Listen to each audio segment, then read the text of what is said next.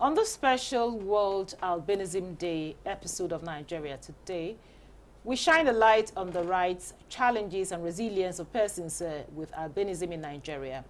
World Albinism Day, observed globally every June 13, is a time to raise awareness, promote inclusion, and advocate for the protection and dignity of people with albinism. This year's theme, Demanding Our Rights, Protect Our Skin, and Preserve Our Lives, echoes a powerful call to action. It reminds governments, institutions, and society at large that people living with albinism deserve not just recognition, but protection, dignity, and the full enjoyment of their human rights. From dangerous myths to physical threats, from medical vulnerabilities to social marginalization, persons with albinism continue to face multiple barriers to safety and opportunity.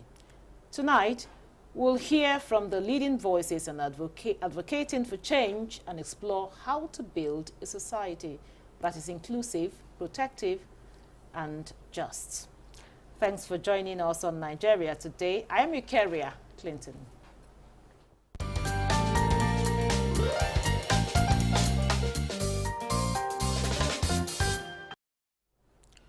Now, with me in the studio to discuss this important issue is Dr.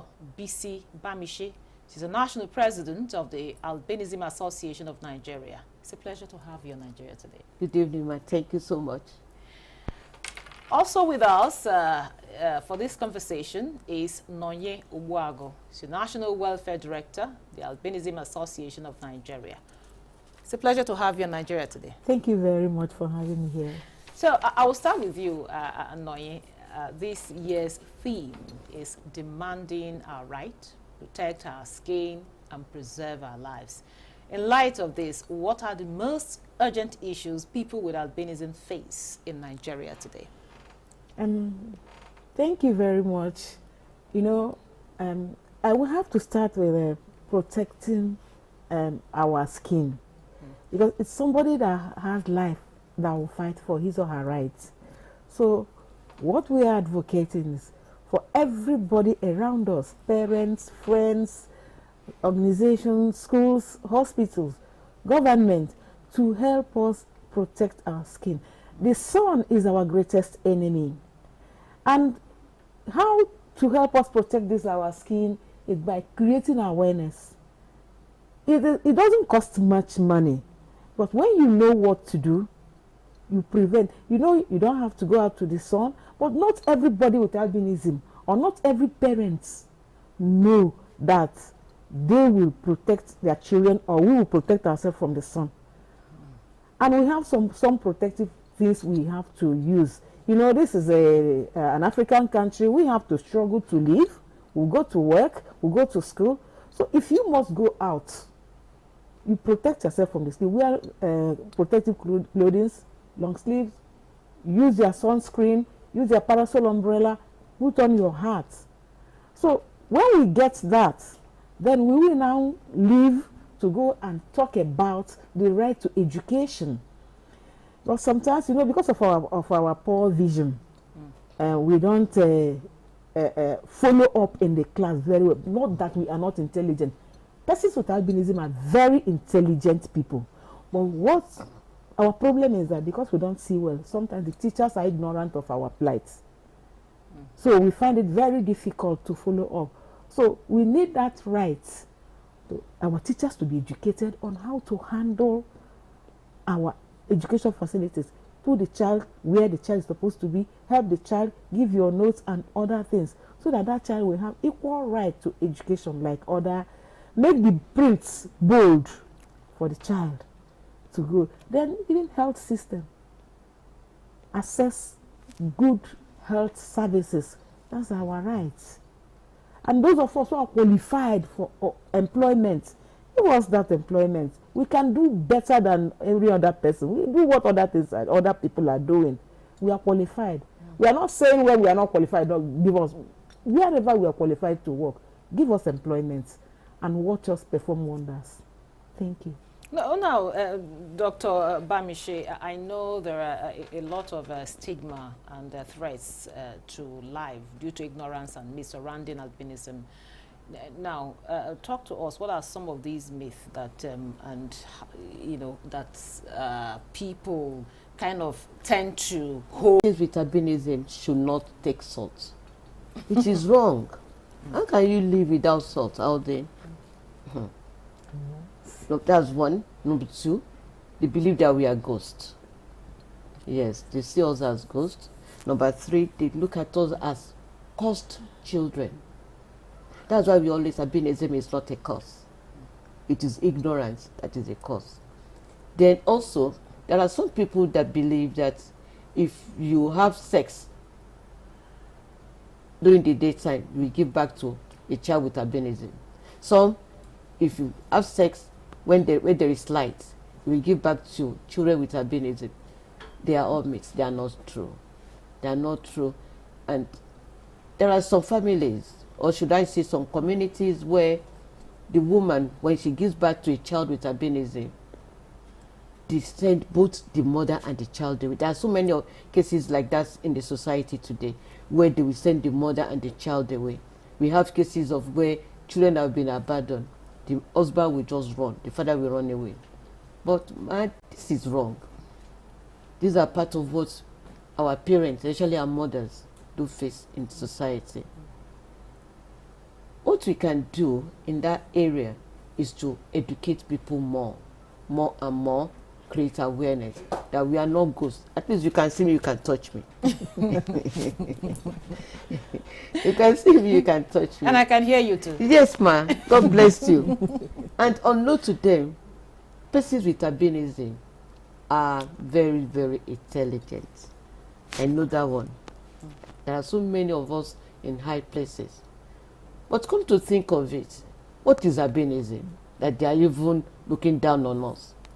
It is when a child lacks a pigmentation that is responsible for the color of the skin, the eyes and the hair, and that is melanin. When the child lacks it or do not have enough, the child will be an albino. A person with albinism. Okay. Now, if... And I also want you to talk about what you just mentioned. Yes, now. I know. I will. Yes. That was why I smiled. Okay. That was why I smiled. Now,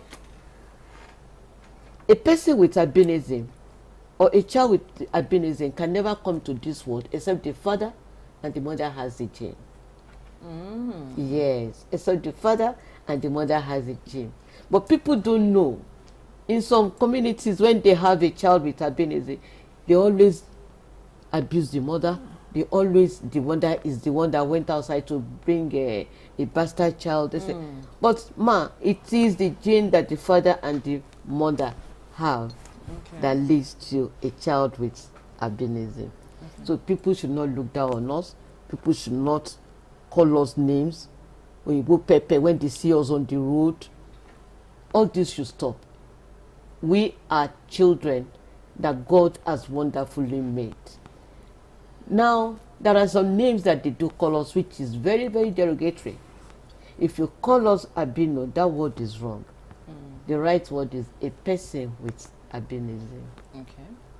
Do you understand? Yes, I do.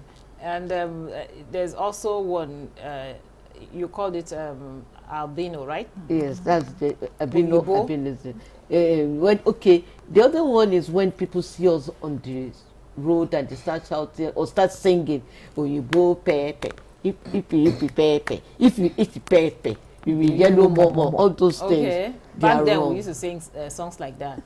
They always sing it for us, so even until this age. Yeah, right from youth. But all these are wrong. How can you live without eating pepper, for Christ's sake? Or how can you live without taking salt? So all these are wrong myths, wrong misconceptions about persons with albinism, which we want to change. We want to change. That's why we are demanding for our rights. They are derogatory. It is wrong to call us all those names. We want to change. Oh, okay. Now, Nonye, talk to us. What are some of these rights that you think the person with albinism, they should have access to? Like I said earlier, it starts from the family. Some families, when they have a child with albinism, they deny that child access to certain things. They discriminate against the child. Maybe because, not even maybe, just because most time from the family starts from the poor vision. So the child is denied access to education. Because when the parents are not educated, when they are not aware of on how to handle the child goes to school and keeps failing. The teacher is ignorant, the parents are ignorant. So we demand for equal right. How you treat your child with a dark skin, treat your child with albinism. Do the same. Then give the child with albinism, no, let me not say special care, but inclusion. We talk of inclusion. So if the child is doing something, you don't call the child name. I remember when I was small, I wash plates. I may not wash that plate well because I didn't see it. My mom will come and say, she will call me back and say, hey, Nne, she will come in, come and see how a woman would. She will just pet me. I can't sweep. Even up till now, if I want to sweep the house, I will remove my shoes so that I will use my leg to know where there is sand. And this woman never used, she never told me, this is what you are doing. You know you're a woman, you can't see. Every time you be doing this thing, can you see? She never did. She will correct me in love. And I never knew that there's a difference between me and my siblings. Yes. Because of the way she handled. Because if she had used derogatory names for me, you will see me go back to the shell. And immediately they do that in the family, the society will follow. You see that child, you ruin that child's life. So if you encourage your child, give that child equal right, then send that child to the society. You can now fight for the child. The child goes to the school and gets the right to sit, and the child will know that now my right in this class is that I will sit in the front row because I can't see the board well. Then sitting in the front row may not even help. Then the child will get up from the seat and go to the board to copy, or demand from the teacher, please, can I have your notes? All these things are the rights. Then if the teacher does not know, how will he know? So the teacher needs to be educated. When my teacher knows what I want, that is my right. Okay. Then some of us will go to, I was in the market one day. A lady with albinism was going. So she passed some people and they started calling her names. You can't see, where are you? I now went to them and said, why are you calling her names? You didn't bring her to the market. So we need rights to do what others are doing. Access social amenities. You don't tell me I should not come here because I'm a person with albinism. I should not partake in what people are doing. That I should only come out in the night because I don't see well in the afternoon. We should be given right to the inclusion to do what other people are doing in the society. So those are some of the rights, and especially this opportunity of employment. Employment. We have cases where we go, persons with albinism will go sit for entrances to have a job. They will pass. When they come to collect their appointment letter, they say, this one cannot do anything. It's a person with albinism. So, but it's what we can do. Thank you very much, Naonye. And Dr. Bamishi, talk to us about talking about social inclusion now. As the national president of the Albinism Association of Nigeria, now what programs or partnerships has the association initiated to drive policy advocacy, economic inclusion, and social protection? Okay, we are grateful to God that we have a development partner that is supporting us in this area, and that's the Disability Rights Fund. They have, in the past 2 years, sponsored some activities for us in order to have this social inclusion. One of it was the education of children with albinism. They helped to fund a project whereby we train teachers of students with albinism, like what Noya have just said, to help children in the classroom so that teachers will know how to handle their kids by moving them forward towards the blackboard. Then helping them to see better. We know the textbook are in small print, but they help to put them through. So these are part of what the development partner is doing for us. And with these projects that they are helping us to sponsor, we've been able to do advocacy visits to some government offices. We've been to the Minister of State for Humanitarian Affairs and Poverty Alleviation. Today it was at our event. It was one that came to declare our event open here in Abuja for us. Then we also have collaboration with the Federal Ministry of Education. With that, we have been able to produce a manual for teachers teaching students with albinism. We are also in collaboration with the Federal Ministry of Health, and with that, we've been able to pass through to the minister our call for inclusion of skin cancer in the National Health Insurance Scheme. Aside that, we are in collaboration with the National Institute of Cancer Center for Research and Treatment. They were there at our event today. All these are part of the collaborations and partnership we are doing to tell the government, development partners, philanthropists that we need help. We really need help. As I mentioned, skin cancer is our greatest problem, and every month at least 2 people die because of skin cancer. So what should be the priority of the government, The priority of the government, health policies? Yes. We will appreciate if the government can make health care free for persons with albinism, especially pertaining to the skin. We are not asking for any other thing, but for the skin and the eyes, the eyesight. If we can get those ones free, wow, it is very, very good. Because like what the minister mentioned today, that the government is looking into all this, there is a fund, cancer fund. We want that cancer fund to be activated so that we with skin cancer can also partake of it. For the National Health Insurance Scheme, cervical cancer, prostate cancer, and breast cancer, they are included in that scheme. So now we are demanding that the skin cancer to be included. Okay. Because it's very expensive.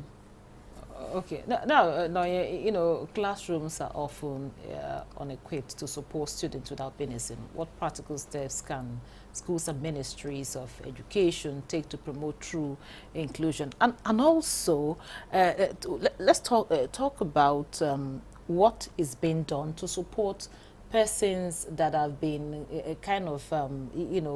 discriminated upon, against. They've been discriminated against because they are persons with albinism.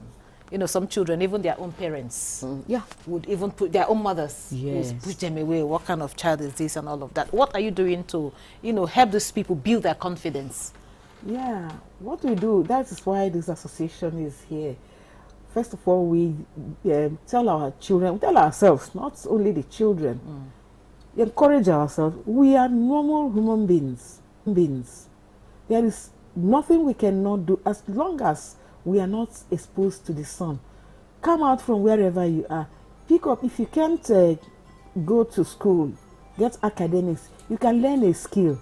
Then don't allow anybody to talk down on you.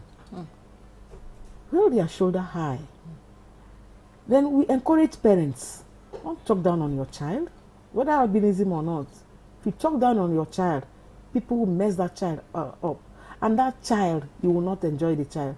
So when a mother or a father calls the child, look, you can do it, you are this, you are that, encourage the child. I was in a place one day, one man, the daughter called, and the man now answered, he said it in Igbo.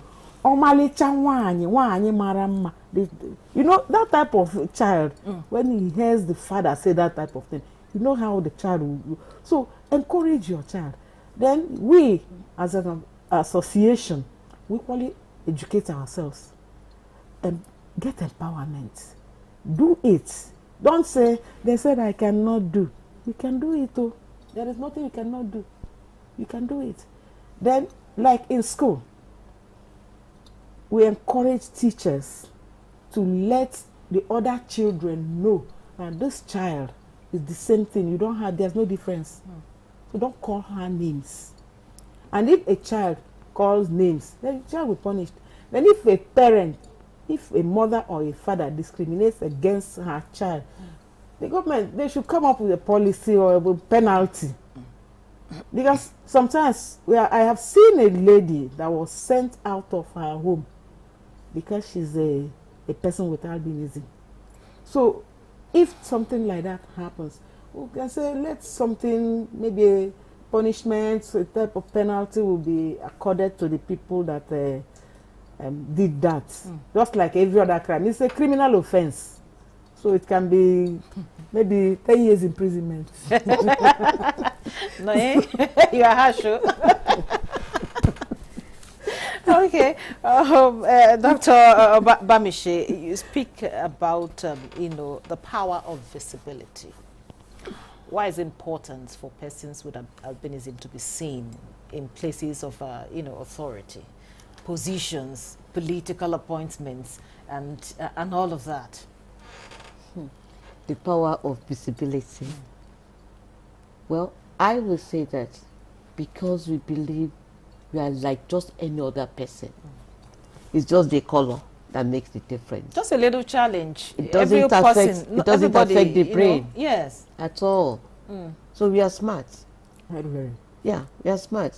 So I believe in that power of visibility. In politics, some of us are getting into politics. We are participating in politics so that we do good to this nation. Aside that, the association, I believe in the past about 4 years now, we have become more visible. We are all the local governments of the federation. We are in the state as well. And at the national level, you can see us here now. And at the international level, we are now visible because we were at Berlin conference this year, the Global Disability Summit, representing Nigeria. Albinism Association was part of the people that went. So we are becoming more visible. More of us are coming out boldly to speak. You can see us, the two of us now coming out to speak. Aside that, some are playing good roles in offices